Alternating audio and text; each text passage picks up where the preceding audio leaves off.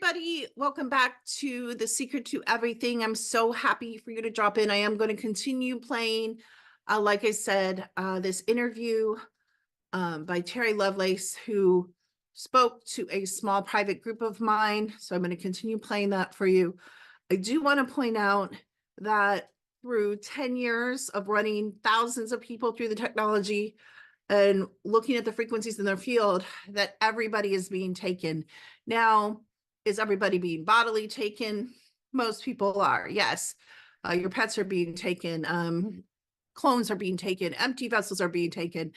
Everyone's being taken. How often are they being taken? By who they're being taken? That's a whole nother conversation that eventually we'll get into.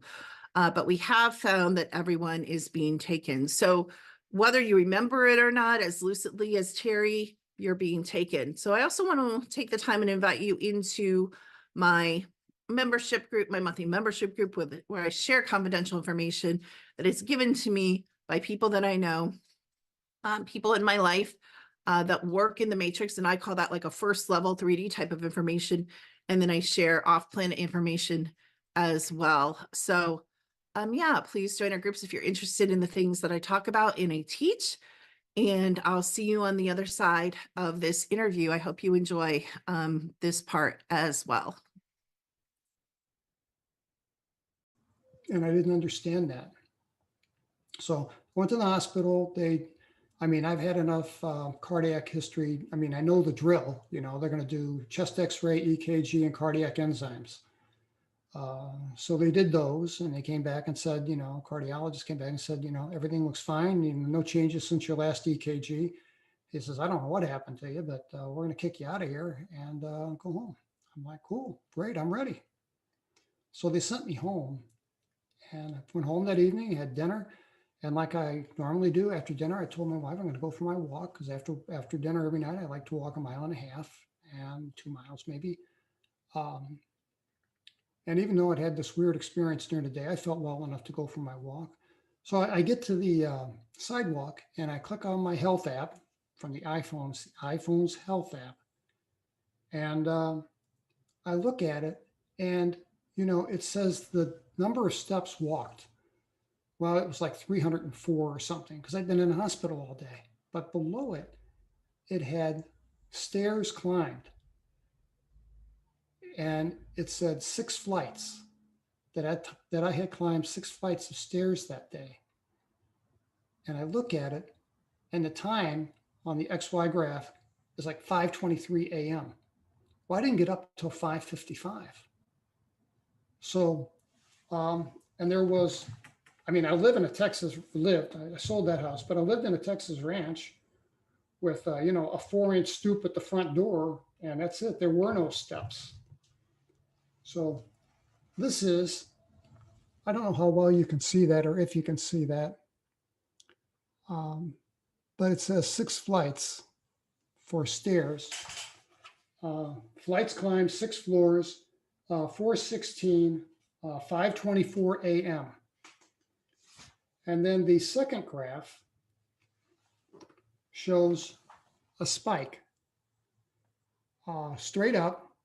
So normally I can't climb 6 flights of stairs in less than a minute, So like if I go to a parking garage or something and I have to walk a flight of stairs to get back up to the parking garage, I'll have a stair step type arrangement because as the graph is moving from left to right, it's the passage of time. And the vertical line shows the height in 10-foot increments. And I would normally have the stair step like readout as I would walk up, time passes, I reach the first floor. But this is a single bar. So I took my phone because this has to be something wrong with the phone, right? Took my phone to the Apple store and gave it to a woman who said she was an engineer and that she would check it out for me. And I came back and she said, there's nothing wrong with your phone. There's nothing wrong with the app. And I said, well, because I was curious. I said, how is the height measured? How does the phone know that I climbed 6 flights of stairs?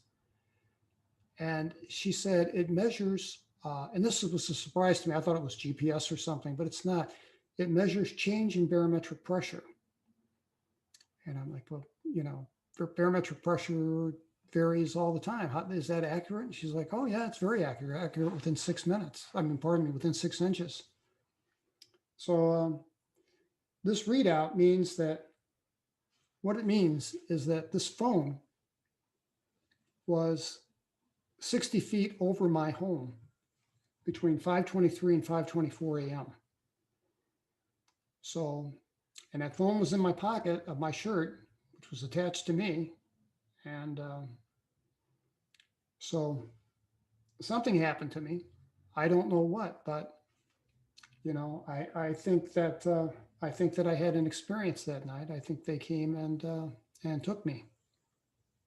So, you know, do I have firm evidence? I got evidence that my phone went up 60 feet, but I can't for certain say draw any more conclusions than that.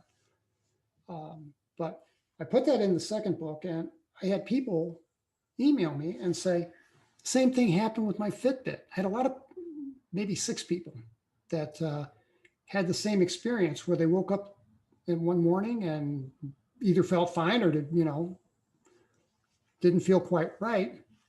And when they look at their Fitbit, they find that, you know, they had climbed 6 flights of stairs or 10 flights of stairs or something similar. And, you know, maybe in the middle of the night. So is that evidence of an abduction? Maybe anecdotally, yeah. It's not certainly not empirical evidence, but I think it's worth consideration. So, and I'm completely off topic, and I was answering your question about why I have such good recall. And I should mention one thing I wanted to mention was that when I had these experiences in 1977, I kept a journal, just loose leaf paper. I kept a journal, but I kept a pretty detailed journal because I was concerned that they were going to court-martial us. I mean, we were guilty of trespassing on the federal property. I mean, I didn't see that as a crime of the century, but these guys scared me. These OSI people scared me to death. And I wanted to have my story preserved. So I kept a very detailed journal of everything that happened to us from the day after the event up through about 1980 when I was out of the Air Force and out of danger in my mind. So I had that journal stored away in a storage locker to rely on. So that's why I have so much detail from the 1977 event. So, and some of the other stuff is a lot more recent. In 2012, I went to have an X-ray of my leg, my right leg. I woke up in the morning, and I should explain. I retired in January, retired from the state of Vermont in January of 2012. And in October, about 9 months later, we're living in Dallas, Texas, where our kids are. And I got up one morning and I couldn't bear weight on my right leg. And I told my wife, you got to take me to the ER. And I get all my medical care from the VA. So she took me to the VA hospital in Dallas, and I waited my turn, and they x-rayed my leg, and the radiologist is like confused. And she ends up taking like 4 shots of my knee. And she asked me, she said, did you have a shrapnel wound? And I laughed. I'm like, no, I never left Missouri. And she said, yeah, maybe we could put the x-ray slides up. I think they're number 3 and 4. This flower petal-like arrangement in my calf of my leg with a little dot in the middle. The radiologist came down and looked at this in the ER, and he showed it to me, and I was stunned to see it. I mean, you don't need a medical degree to tell that this doesn't really belong where it's at. It's not supposed to be there. It's not part of the human anatomy. And then the second x-ray is from above my knee, and I think that's number 4. And number 4 will be up here in a second. It shows, yeah, there you go. That's an enlarged area. I have a square structure about the size of your fingernail with 2 wires attached to it. And the radiologist said, well, you had to be in an accident. You know, you've got a foreign body in your leg. And he was really confused. And he said, well, you know, you're going to have there has to be a scar on that leg. And he wanted to see my leg to verify I did have a scar. And I said, no, doc, I don't have a scar there. And he says, well, you have to, because you can't get something this deep into fascia and tissue and it not leave a scar. And he said that, you know, that's obviously a manufactured structure that doesn't belong in your leg. And I'm like, you know, doc, I don't have a clue. You tell me what this stuff is. And he examined my leg, and of course, I don't have a scar. And that seemed to bother him. And I said, well, doctor, let me ask you, how often is it that you see a foreign object, an anomaly like this under the skin, and there not be a corresponding scar over it or by it? And he said, never. He said, I've been a radiologist 23 years. I don't understand how this thing got into your leg. And I said, okay, well, when I first saw this x-ray, it wasn't a blow up like this. It was the big x-ray. And this is right above my right knee and lateral to the right. And I immediately, when I saw it on the x-ray, I immediately recognized it because I started running in 1980 when I got out of the Air Force, because I was leading a pretty sedentary life as a student. And I tried running and I liked it. And I ran for the next 40 years, almost. And every time I would run, and I didn't run marathons, I'd run maybe a couple miles a day, but I ran almost every day. Every time I'd hit the 2-mile mark in my run, there was this spot above my knee and to the right that would go completely numb. And every time, without fail. And I took a safety pin one day. And at the end of my run, and this would fade after about, 20 minutes, it would just fade, go away. But and it was numb and kind of itchy, kind of like a Novocaine shot in your mouth. And I took the safety pin and I could delineate the edges of this thing. And it was about the size of a $50. And in the center, there was just no feeling there. But when I saw this x-ray in 2012, it immediately popped into my head that, this thing that I'm looking at on the x-ray is directly underneath where that spot on my leg is that was numb when I ran. So, I'd ask a doctor about it in 1982. And she said, well, it sounds, quote, like a histemic reaction, whatever that is. And she says, if it's not interfering with your run, I wouldn't worry about it. So I didn't until 2012. And then I got worried. So anyway, long story about that. So seeing these things had a pretty dramatic effect on me because it validated that this all did happen, that it wasn't a nightmare, it wasn't sleep paralysis, it wasn't fantasy or confabulation. This really happened to me, and they put their hands on me. If they have hands, I don't know. And that was really tough for me to process because I had kind of put this to bed, other than a nightmare, once or twice a year, maybe. And I can tell you, during my time in the legal community, I don't know is anybody here an attorney, paralegal, legal secretary? Anybody here work in the legal field? Nobody? I used to manage an attorney office. Okay. Well, what would happen if one of the, let's say partner or one of the associates in the firm came out and said, yeah, I was abducted by aliens when I was in the military 10 years ago or 30 years ago, whatever the case might be. How do you think that would have gone over with everyone else in the firm or the managing partners? How do you think that news would have gone over? They would have probably been hospitalized in my case. Also, it was a fairly small town. It wouldn't have gone over well at all. They would have been run out on a rail after that. Yeah, I can tell you for sure, especially when I worked for the government, my job, I would have been out of a job. There's no doubt in my mind. And for that reason, I never shared this story with a soul, because I knew it would have repercussions. But then when I saw this X-ray in 2012 and finally was able to come to terms with it, I realized that, you know what, I don't care anymore because they can't do anything to me. You know, they can't fire me. They can't ostracize me. You know, my peers in the legal community might think I'm crazy. And a few of them did. And I don't care. But yeah, that's the reason I waited so long to be vocal about this, because I never intended to say anything, speak or write about it. But these X-rays were really the turning point in my life. Yep. So anybody have any implants? Suspect that you might have? It's more common than I thought it was.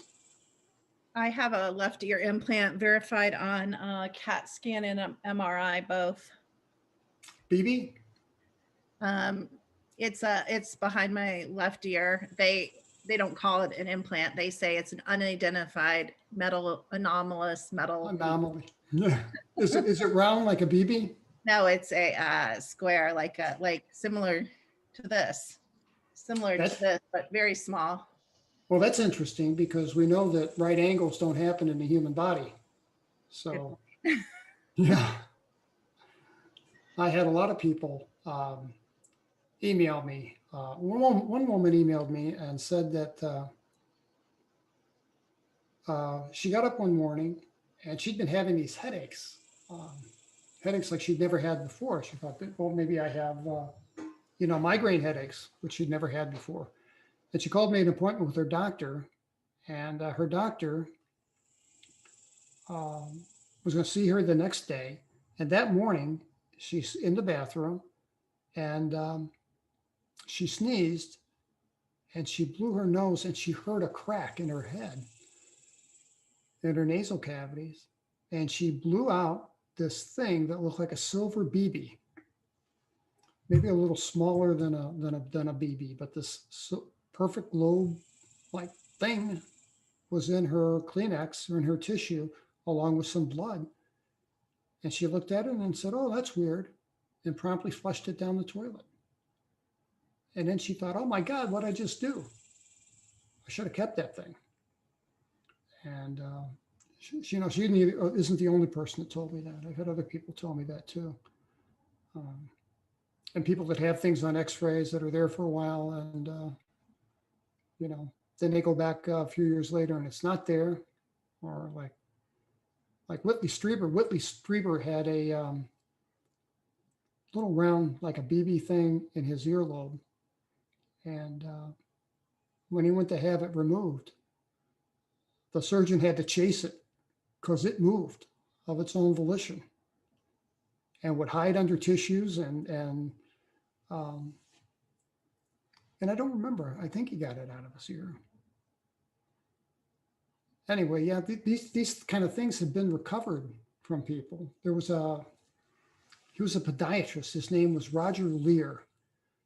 He was in California, and he got interested in people that think they have implants, and he documented all kinds of stuff and took crazy things out of people that they came back. The analysis was that it's not earthly material, or it's weird combinations of stuff. And he got in trouble. He was a podiatrist, so that means that he could operate on anything from the ankle or below.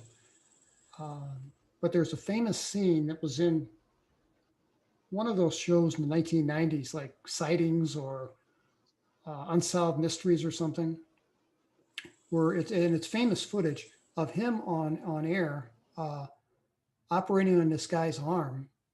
This guy had this anomalous object underneath his skin on his arm, no scar to indicate how it got there. And on camera, he removed this, it looked like a piece of rounded glass, frosted kind of.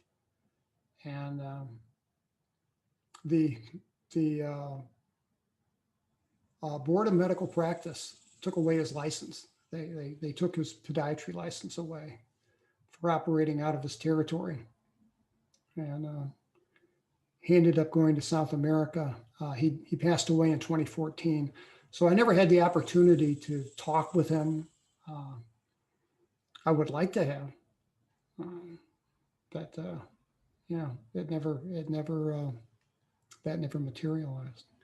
Hey, let me ask you, has anyone here ever seen a UFO?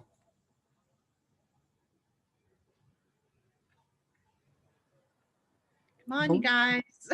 Speak up. I know you guys have. Okay, I'll just assume you haven't. Terry, thank you for sharing your fascinating story. Do you still have the implants in you, or did you have them removed? Well, that's kind of a long and complex story, and I'll explain kind of briefly. I'll give you the abbreviated answer. Is anyone in here a physician or a registered nurse, or work in the medical profession or radiology? Anybody into the medical stuff? This is Stacy. I was an RN for many years. Okay. So when I talk about standard of care, you know what I'm talking about. Mm-hmm. So what I did was I had in 2014, I went and was going to have these things removed. And I wanted, when 2013 is when I started the process, I wanted to have them removed from my body, especially the structure above my knee. That's the one that I was really interested in. The ones below my knee, they told me, are consistent with bone tissue. They think that that's all made out of bone tissue. And I could find no surgeon that wanted to take them out because they are bone tissue. Yeah, those. The thing above my knee, I showed to some surgeons and they were like, cool, yeah, I'd love to take this out. And I told them that I wanted it taken out under a forensic protocol where it passed from their hands to mine, each person signing off on it, because I didn't want somebody to come back and say, well, you swapped it out. There, you know, what they got out of you was a nail and you put something else in. I wanted to try to make sure that couldn't happen. So the surgeon told me, he says, yeah, just go to your cardiologist and get a clearance letter because I have this cardiac history. So I went to see my cardiologist and she's like, well, you know, this is a risk versus benefit analysis. This thing you think has been in your leg since 1977 or so, and you want it taken out, but it hasn't caused you any problems, which truthfully it hadn't. I didn't know it was there. And she said, well, you know, the risk of infection and the risk of anesthesia and the whole process outweighs the benefit that you'd get from having it removed. And she said, that's the standard of care in this country. And it must be because I went to 5 cardiologists and got the same answer every time. So does that make sense to you? When she told me risk versus benefit analysis, does that make sense in determining what the standard of care is? Yes, it sounds typical. Yeah. I was very disappointed. And I had made plans to go to, just south of San Diego. What is it? I had made plans to go to Mexico, I'll say that.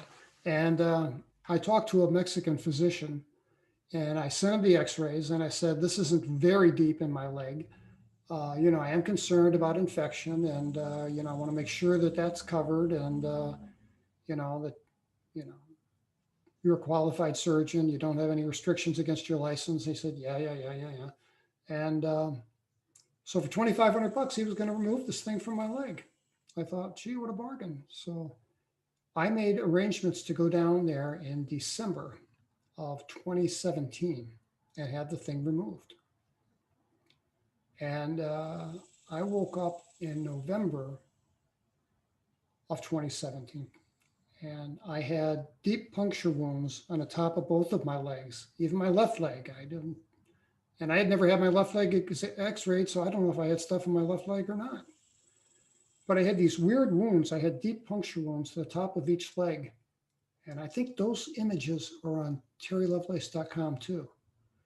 But I had this deep hole that I could spread apart and look into, but it didn't bleed at all.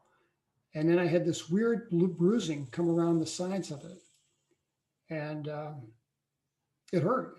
And but I woke up that morning and I told my wife, I think they came and they took this thing out of my leg. So I went and I got an X-ray. And where do you go if you want an X-ray? I mean, you can't just walk into a freestanding radiology clinic and say, give me an X-ray, please. So I went to a chiropractor and I told him the true story. And at first he was, ready to kick me out of the building. But when I showed him the X-rays, he's like, tell me about these. And we went back in his office and he shut the door. And I told him the capsule version of the story. And he says, well, what I'll do is I don't have X-ray machines here. We use a clinic down the street, freestanding clinic that'll do the X-rays for you. He said, take this. He said, I'll write you a script for the X-ray. I'll pay for your X-ray. Because I told him I was writing the book, and he says, promise me you won't use my name or the name of my clinic. I respected that. So he went down and I had the X-ray. And I got to my car and I pulled it out of the big envelope and I'm holding it up against the window of the car, and it's Texas. So of course it's bright. And I'm looking at this thing, and sure enough, the square structure isn't there anymore. And I felt kind of like good. And then I felt like kind of bad. Yeah, I want it out of my body, but I wanted it in my hand. I wanted it to be studied. And, so I'm both happy and sad at the same time. So I dropped the X-rays off at his office, and he called me back the next evening and said, did you get a chance to look at your X-rays? And I said, yeah. I said, looks like they came and they got the thing. And he says, well, did you see they left you something? And I said, no. And he said, yeah. He says, there's a little wire about 1 centimeter long. And he says, if you look at the X-ray, it's actually 2 parallel wires together. And they're parallel with your femur and right next to your femur, maybe an inch away or less. And I said, and that puzzled me. And I said, well, let me ask you, Doc, because I think this guy was an experiencer. Either that or he'd seen these things in people before, because he was not surprised about this. And I said, well, Doc, let me ask you, when they took this thing out, how could these things, if they're so far above us, so advanced, how could they be so inept as to leave 2 little wires in my leg? And he said, you don't get it. They don't do anything by accident. He said, I think what they did is they gave you an upgrade. And he said, I think they took their 1977 model out, and now you have the 2017 model in your leg. And he kind of laughs and he says, those wires are still in my leg. They're still there. And so I don't know. Yeah, no, I never had the opportunity to get them removed and analyzed the way I would have liked to have had. But that's the way it went down. So how much time do we have, Dr. Kim, if I could ask? Well, technically, legally, as you would say, we're supposed to go to around 10 o'clock, but you have as long as you want. Oh, okay, great. Good. I just make sure I'm not running out of time. No, it's wonderful. Good. So, well, before I get into these commonality stuff, anybody else have any questions? Holly has a question. Good story, Mr. Lovelace. How do you know they harmed you when you were abducted? How did I know they harmed me? I knew when my friends said, don't you remember, Terry, they took us and they hurt us. And I can tell you what that experience was like. I mean, I knew they hurt us because I had probably the worst sunburn I'd ever had in my life. It never blistered and it never peeled. But when I first opened my eyes that morning, I was in a lot of pain, and we were both admitted to the hospital, the same one that we worked at. And we were admitted with acute dehydration, sunburn. Um, oh, and flash burns to our eyes. I had what the doctors called a flash burn, and I guess it's like a sunburn to the cornea of your eye, and it's very painful. It feels like you have sand in your eyes. So there was no question. I mean, I knew coming out of this, I knew that we'd been hurt. Um, how we got hurt, what the mechanism was, what the reason was, I don't know. Uh, except I don't feel that it was really intentional. I came away from this thing with a lot of anger and resentment toward them. But that's really mellowed over the years because I really think it was collateral damage. I don't think that their intention was to torture us. So I don't know, but yeah, that's how we knew that we'd been harmed because we were in pain. Nancy says, I'm wondering how you feel about the government's supposed disclosure of the existence of extraterrestrial life. You know, I took that and I picked that apart. I read it 9 times. I made a list about the number of times that they used the word threat. And I think it was something like 9. I forget, something around 9 times. And I found that interesting. And you know, the word threat is a little different when military people use it than it is when civilians like you and I use the word threat. You know, we think of threat as imminent danger. And in the military, threat means threat to national security. So when they use the word threat, I think it's significant. The ATIP program, Advanced Aerial Threat Interpretation Program, run by Lou Elizondo. That's Lou in number 6. That's Lou Elizondo. He came out and spent 2 days with me. I was moving. I had sold my house. We were in my living room packing, and it's kind of a weird story. In April of 2018, I published my book on March 10th, I believe, of 2018. And sometime in mid-April, my phone rang and I picked it up and I saw Los Angeles. And I thought, okay, because I have a couple friends in LA, and I said, hi, this is Terry. And the voice on the other end said, hi, Terry, it's Tom DeLong. And I didn't have a clue who he was. I really didn't. I didn't know who he was. And I said, well, hi, Tom, how are you? And he says, I'm fine. I'm here with General McCardle, Lou Elizondo, and Chris Mellon. And we want to talk to you about your experience. And I'm like, sure, what do you want to know? And he said, well, what we'd like to do is Lou would like to come out and talk to you. And someone else whose name I've been asked not to mention, and I won't because they were very kind to me, but 2 people from the TTSA organization flew to Dallas to talk to me.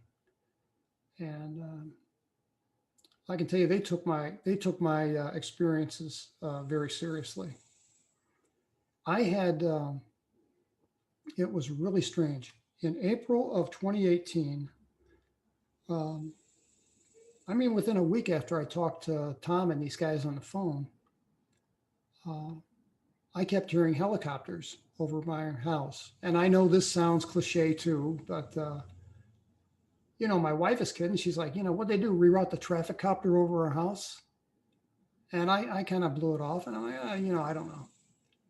So I'm out gardening a couple days later, and here comes this big green helicopter, and it makes a perfect circle over my house, and it's low. And the way my house was situated, when you walked out my front door, my front yard, there was a large tree that kind of obscured most of the sky on the left side. And to my right, in the morning, when the helicopters came, they usually came between 8 and 11 a.m. And at that time of day, there was the sunrise to the right. So my field of view was really limited to 180 degrees in back of my house. I could see behind me. And so I could hear these helicopters and they would come in, the distinctive sound of a helicopter. And then they'd pop out of the sun or they'd pop out from around the tree and they'd come, maybe 400 or 500 feet off the ground and just come over and fly around the house.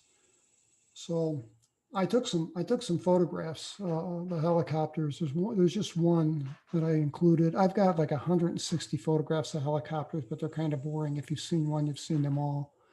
This was interesting. I blew this up, number 10. I blew up these, see the objects in the small boxes?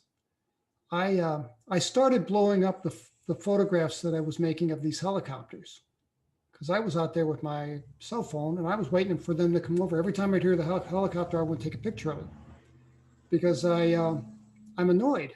I mean, what was kind of funny at first really started to wear on us. And I went and I looked up some law and I found that the FAA, federal regulation, CFR, codified federal regulation, states that the FAA is responsible for licensing helicopters and light aircraft and big aircraft too. But for helicopters in specific, it says that the helicopter must display an alphabetical symbol N, as in Nancy. And it has to be so tall and depending on the size of the helicopter, followed by a numerical sequence identifying that particular vehicle. And the N denotes that it's registered in the United States. It's a United States helicopter, whether it's commercial or whatever. And then down at the bottom, there are exceptions to that requirement. And they are military, and which I knew the green ones were military because they were obviously military. But like this one, this was that's a Robinson R-44. And that's a strictly commercial helicopter. But the commercial ones have no markings on them at all. So I got a big monitor and I start blowing these images up so I can look for some kind of lettering, some kind of markings to tell me who they belong to. And when I started doing that, then I started noticing discs in the sky and balls of light and streaks of light. And I've got some like number 11. No, I'm sorry. Number 10. Yeah, that's not a very good picture. It's kind of blown up, but I don't know what the heck this is, but it was early in the morning and it was, I was out for a walk and it was near City Park and sky was deep blue. And these lights were all kind of like, they weren't flashing at all, but they were all moving around.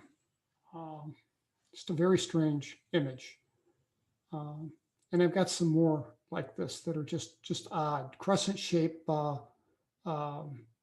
figures of light. And yeah, the one below that.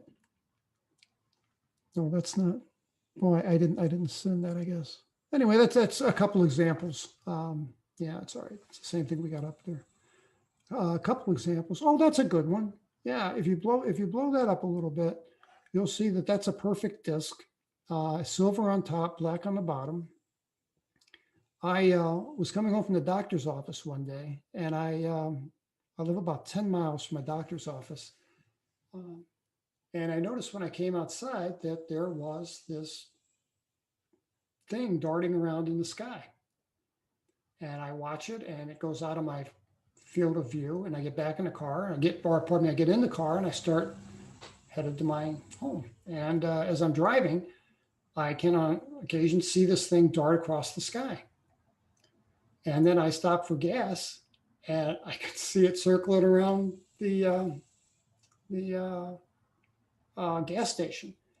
And I've got about 5 pictures of it other than this, but they were in motion.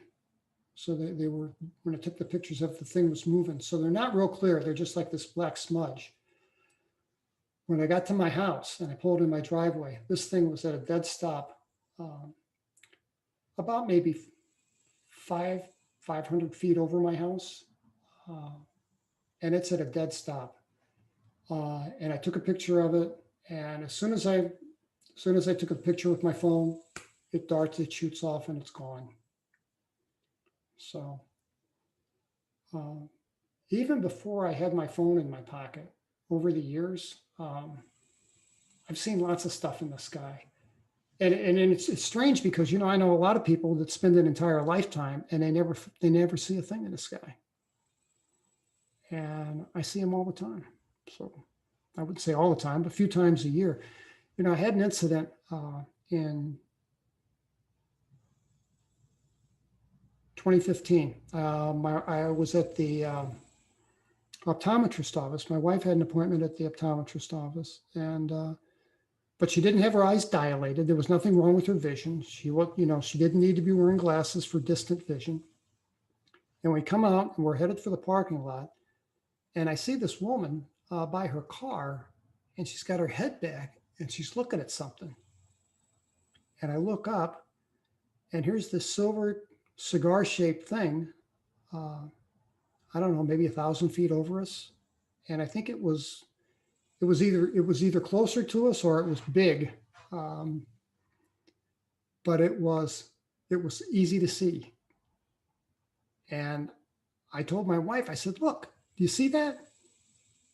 And she's like, see what? I said, right there. Can you see that? And she's like, I don't see anything. She couldn't see it. And I asked this woman in the parking lot, I said, madam, are you looking at what I'm looking at? And she turns around and her eyes are big and she just goes. So I saw it, she saw it, my wife couldn't see it. So I don't know. I mean, there has to be some reason. I don't know what ET's, what's running through ET's mind, but there has to be a reason why some people see this stuff and some people just don't see it at all. So I don't know. I mean, I could make guesses about it, but that's all they'd be is guesses. Well, image number 5, I wanted to talk about real quick before I move on to commonalities. That's me looking kind of psychotic. And to my right, the woman is Leslie Kane. She pronounces it Kane, but it's actually spelled Keen, Kean. She's the New York Times reporter that made the TikTok disclosure from the Nimitz Carrier Group. Everybody remember that? December 17, 2017 story in the New York Times. Should have been the story of the year. And, you know, everybody was kind of like, yeah, you know, well, not a big reaction. The guy to the right, my left, is Jeffrey Kripal. And Jeff runs the humanities, the head of the humanities department at Rice University in Houston. And Jeff had invited Leslie there to speak about UFOs and invited me down to speak about alien abduction. And it was weird. It wasn't a UFO conference. It was, we addressed members of the faculty of Rice and PhD candidates only. No cameras allowed, no press allowed, no public allowed. So it was kind of a cool thing to be able to address these academics, because academia has not been real open. Any teachers? Come on, somebody's got to be a teacher. Academia has not been real open about, or not real accepting about the UFO phenomenon, or especially about alien abduction. So I was glad to see that.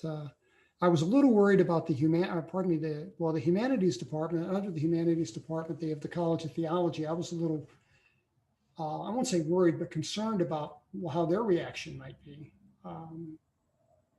But I'm happy to say everybody was very interested and, you know, very responsive, very respectful.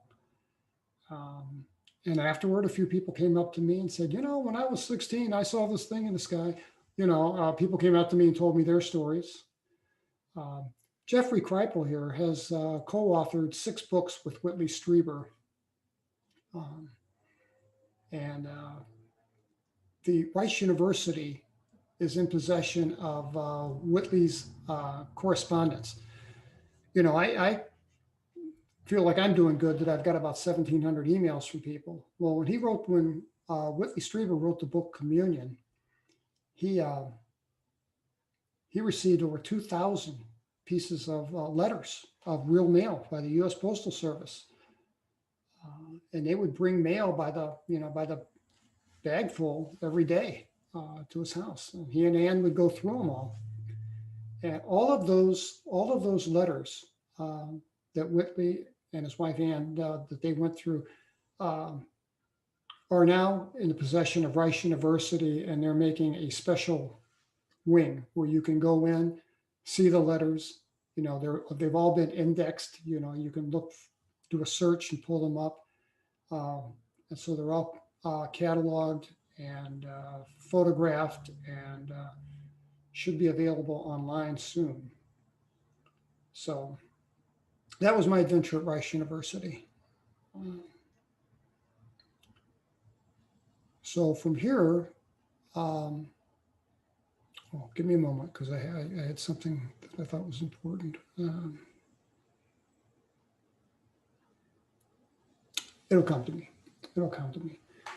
Let's do this. Let's get into some of these commonalities, because there are about 60. And you know what? If any of these that I read, if these ring a bell to you, and you feel like it, tell me so. If you have anything you want to share, please do. Or if you just want to make a note in chat and say, "Oh yeah, I get that," or "That resonates with me." So yeah, let me go through some of these. I already talked about having the dream from ages 4 to 6. That was one that just really blew me away, because I have a dream that I remember from about age 6. It's just nonsensical stuff, but it's weird because it's so clear in my mind's eye, and it's been a long time. So start off here. Have had unexplainable missing or lost time of 1 hour or more. Oh, wait a minute. You know what? I'm sorry. Before I do this, I'd like to talk about these 4 cases that I wanted to share with you real quick. I see that Lisa has had missing time.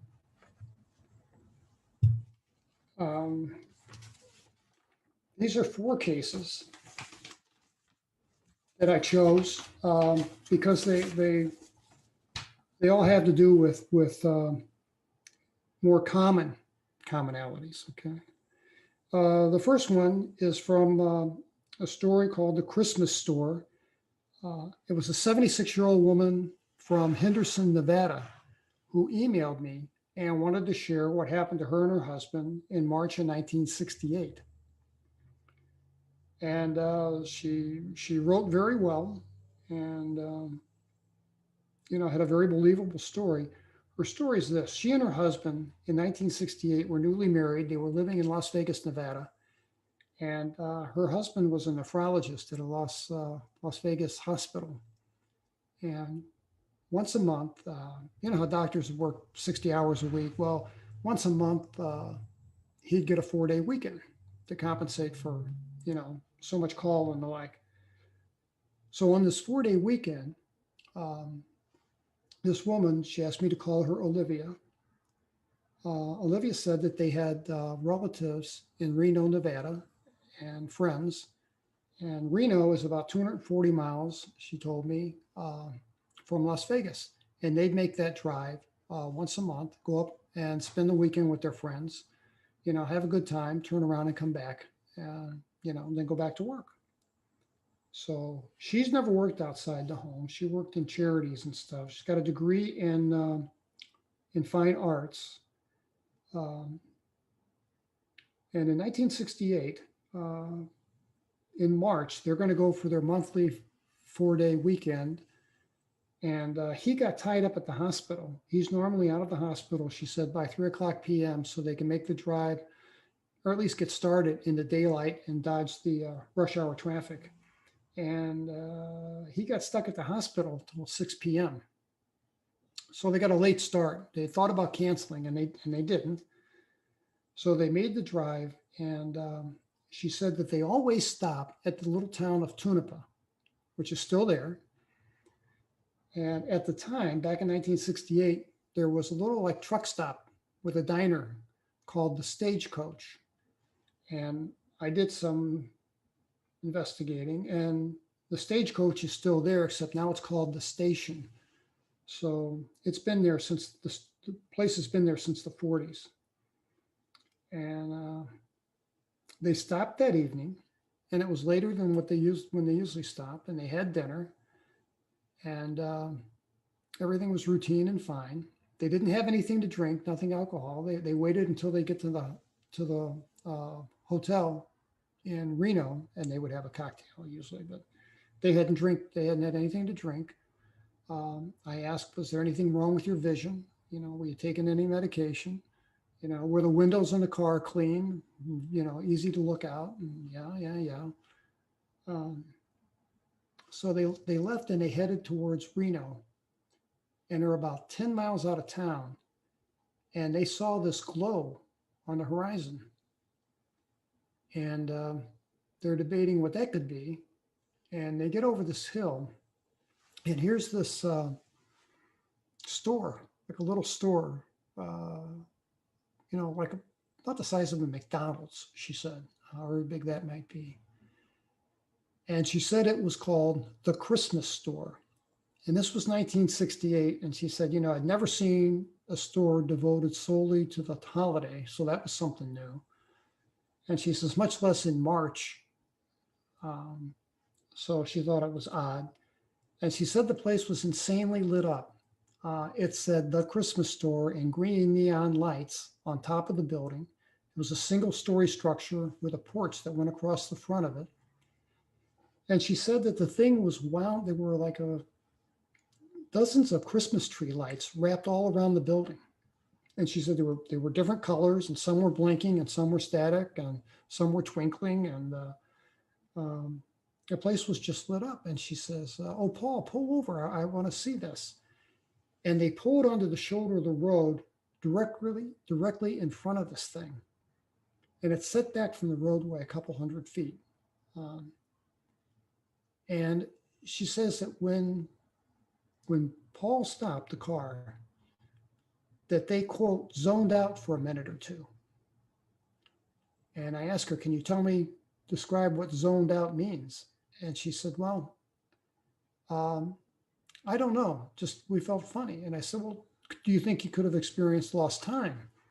And she had, you know, she said, responds with, how would one know? Well, you know, it's a good response. But she didn't know, but she said it was just a weird, seemed like just for her a couple seconds. So who knows? And she tells her husband, you know, pull in. I want to see if they're open. And he says, pull in where? There's no driveway. And they look closer, and there's no parking lot. It's just sand and sagebrush in front of this place. And her husband is like, well, this is, you know, just a waste of our time. I'm going to get back on the road. So he pulls back on the road, and she said that this was odd, that they normally would use this time to catch up. Because, like I say, he worked a lot of hours, and they were newly married, and this was normally time for them to have conversation, and they didn't have any. And she said she fell asleep shortly after they got back on the highway, and she said that's very unusual. She says the first and only time she can ever remember falling asleep in a car like that. And she had just attributed it to a heavy meal, but she slept all the way into Reno. And when they got to Reno, they checked in, took their stuff to their room, and she said that they went right to bed, which was kind of unusual for them too. And she said they slept late, they got up, and they felt quote, out of sorts for the whole day. But the following day, they felt back to their normal old selves, and they didn't discuss this Christmas store thing. It just didn't come up. And when they got ready to go home, she brought it up and she says, you know, that Christmas store has been on my mind. And he says, yeah, me too, kind of. And she says, well, on the way back, let's stop, you know, because it'll be daylight. Let's stop and look at this place. And he's like, sure. So what they did do, they did compare notes about, did you see what I saw, what it looked like? And they agreed that the neon light on top, you know, the kind of script it was, that it was green, that there were Christmas lights wrapped around, that there was a front porch. Their descriptions of the thing jived, except she remembered it being a brick structure. And he thought it was wooden, like made like rustic barn wood. So there was a difference there. So, well, they come back and, you know, I'd ask everyone to raise their hand, but you know what happens, right? There is no Christmas store.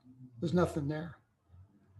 And they go up and down the highway 3 times. They're doing this in the daylight. They know where they saw this. They're familiar with the territory. There was no Christmas store. Hey, it's me again. Thank you for watching this interview and this podcast. I will be doing tons more material, so please let me know how you're liking the podcast. Write me with any questions, write me with any topics or subjects or people that you want me to look at or situations you want me to look at. And I will do that in the future, or anyone that you want me to interview. I'll be developing this. This is just the beginning, so stick with me as we kind of get it organized and get it started. But like and subscribe. And I appreciate you guys watching. Check out my website, secrettoeverything.com. Be well, be safe, and see you next time.